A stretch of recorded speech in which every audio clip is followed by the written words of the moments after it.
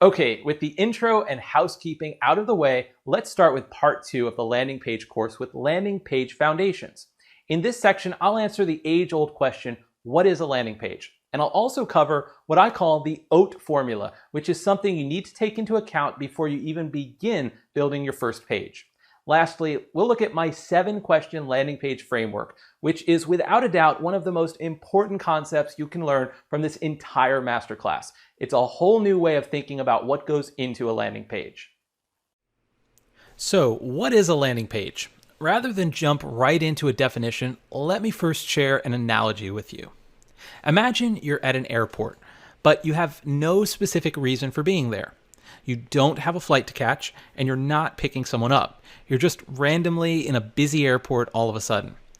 There are signs everywhere that call out for your attention.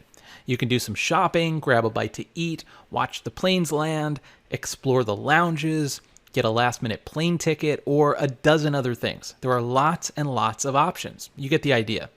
Well, this is the kind of experience you have when you visit the typical website homepage. There's a lot that you can do and a lot of different things calling for your attention. Contact us, learn more, buy now, read more about us, follow us on social media, check out our blog. It can be overwhelming, especially if you're a first-time visitor to the site and you don't have a specific reason for your visit. Now, on the other hand, imagine you're at the airport again, but this time you're there to catch a flight. You've made it through security and you're walking down the jet bridge to get onto your plane. In other words, you're at the airport with one specific task that you want to accomplish, to get on your flight so you can get to wherever you need to go. This is similar to a landing page visit. Ideally, your visitors to your landing page are there with a specific purpose in mind, even if they don't know it yet. They're there to accomplish something, and your page is meant to help them do just that, to accomplish one clearly defined action. There are very few distractions on the page, and everything is meant to help them complete that task. Okay, on to some common definitions. Let's start with this definition from the landing page software company Unbounce. They say, a landing page is a dedicated, campaign-specific web page that drives visitors to complete a single marketing goal or call to action. Not bad. Now, let's see what their competitor Instapage has to say. They write, a landing page is a standalone web page disconnected from a website's navigation, created for the sole purpose of convincing a visitor to act, such as to sign up, buy, download, etc. And lastly, Leadpages says a landing page is a web page that is specifically designed to prompt visitors to take a single next action.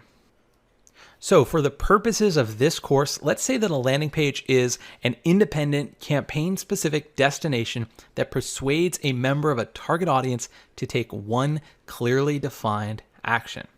There's a lot packed into that definition, so let's unpack each part real quick. Landing pages are independent. What this means is that they are independent from your website. Sure, you can build landing pages on your website if you want, but you can also build one that stands completely alone and is completely separate from your website. The key is that landing pages do not rely on your website to succeed. They can stand on their own. In fact, many successful brands don't even have traditional websites anymore. I know of several brands that only work with a collection of landing pages, and they're doing just fine. You don't have to be that drastic though, so don't go throwing out your website right away. But there's no reason not to still have a traditional website if you want one. Just don't think that you must have a website in order to build a landing page. You don't. Next, landing pages are campaign specific. This means that they are tied to specific marketing goals that you have. When I say campaign, I'm referring to the things like Google Ads campaigns or a Facebook ads campaign, or maybe an email marketing campaign. While it's most common for landing pages to be used with paid advertising campaigns like Google or Facebook, that's certainly not the only type of campaigns you can use. But the takeaway here is that your landing pages should be thought of as an extension of a campaign that has a goal. Next up, landing pages are built for a target audience. This means that your landing pages need to focus on one type of person who is in your ideal target audience. If you don't know who that person is, well, you need to do the research to figure this out before you build a landing page. I cannot stress this point enough. You need to know who you're trying to appeal to and what problems they're trying to solve before you build your landing page. One way to do this is to create what's called a customer avatar or a buyer's persona. These are documents you create that list out the demographics, psychographics, interests, problems, and more that a member of your target audience might be facing. If you don't do this work ahead of time, you'll end up with a landing page that is trying to appeal to everyone and therefore speaks to no one. And that's just not going to work. Lastly, landing pages should contain one clearly defined action that the visitor can take. This is critical and probably one of the most common mistakes I see with landing pages. It's that they try to do too much. They offer too many options to the visitor and thereby confuse and distract them. There's an interesting book and a TED Talk by Barry Schwartz called The Paradox of Choice, where he says, quote, "With so many options to choose from, people find it difficult to choose at all," unquote. So one cornerstone principle of a good landing page design is to limit choices and focus on one clearly defined action that you want your visitor to take. That's your call to action. And sure, while there are times where you might break this rule and have two calls to action, it's something you want to keep in mind at all times. So that sums up our definition of landing pages.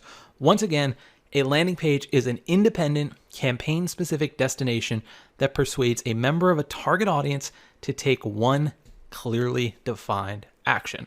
That's worth writing down.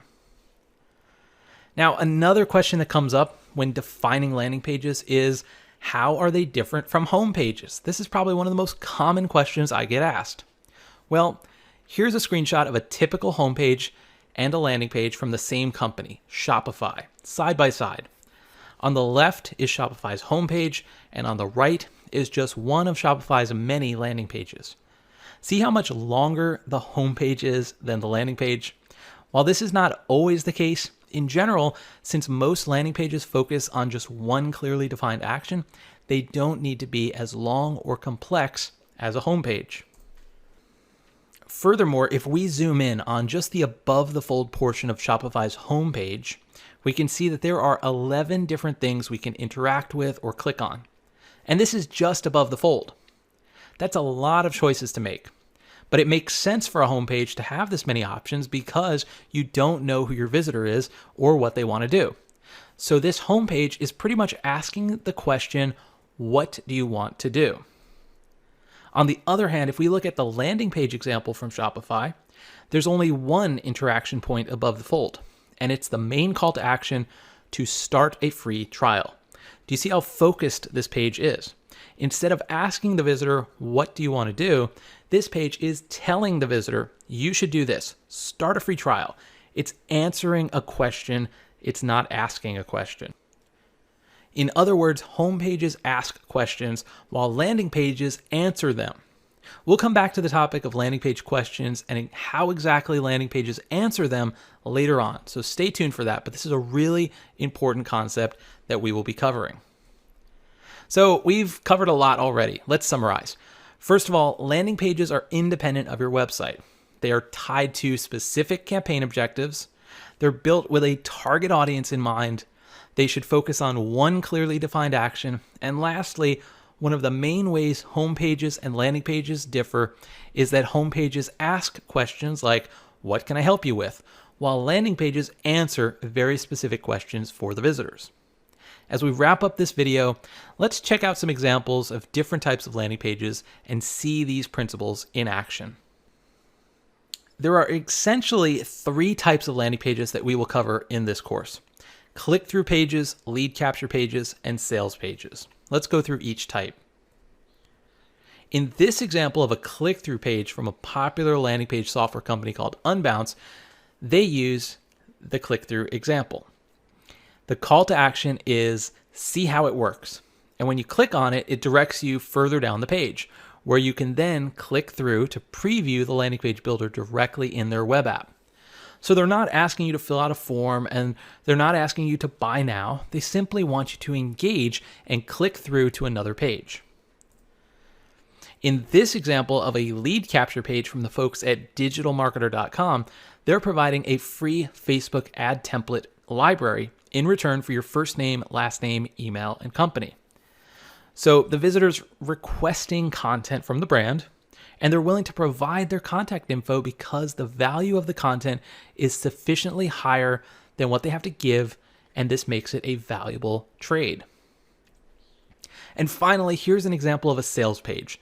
This company is called Hustle Case, and they sell whiteboards that attach to your laptop case.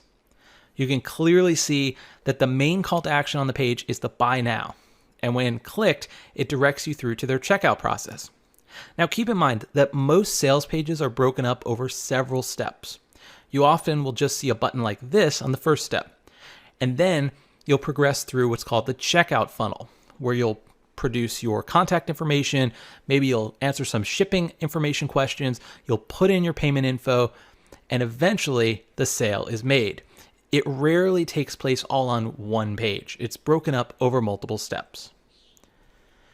Well, that brings us to the end of this video. Now, in the next part, we're going to look at another foundational principle called the OAT formula. So stay tuned.